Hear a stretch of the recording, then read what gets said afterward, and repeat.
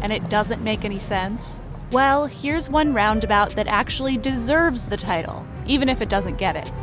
Your first thought upon seeing Swindon's magic roundabout might be, man, the Brits are really off their rockers lately. What's up, guys? We're back with another video for you today, and we'll be responding to why the US hates roundabouts. But first, please subscribe to our channel Interloop and click the bell icon to ensure you don't miss any of our upcoming videos.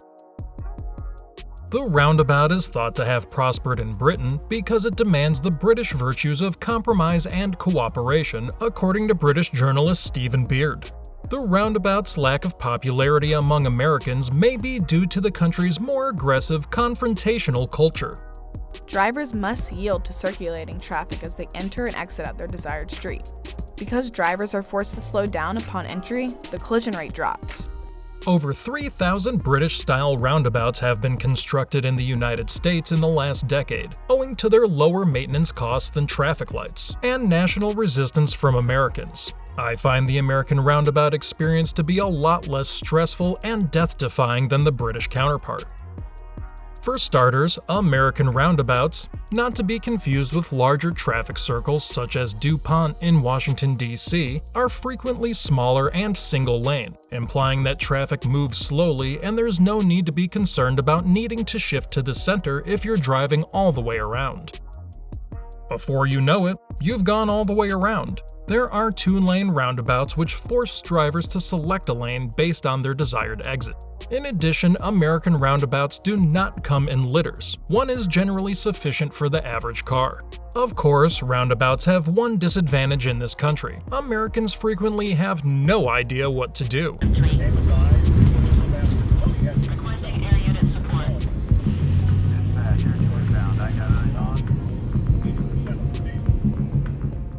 Many Americans despise roundabouts, having grown accustomed to traffic signals and stop signs with clear regulations about who goes first and when.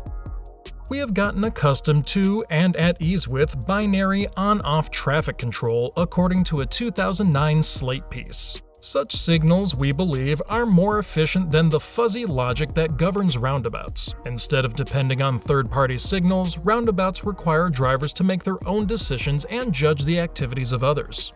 Most states do have laws about how to approach and drive around roundabouts, but I know from my teenager's recent driver's ed experience that they don't always follow them. Drivers must defer to cars already circling the roundabout according to most departments of transportation. There is no merging.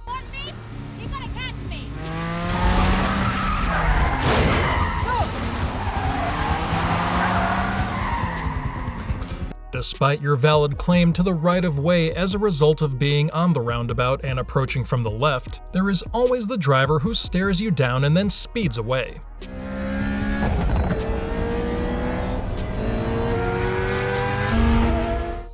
And let's not forget the person who mistakes yield for stop and comes to a complete and utter halt despite the glaring absence of oncoming traffic.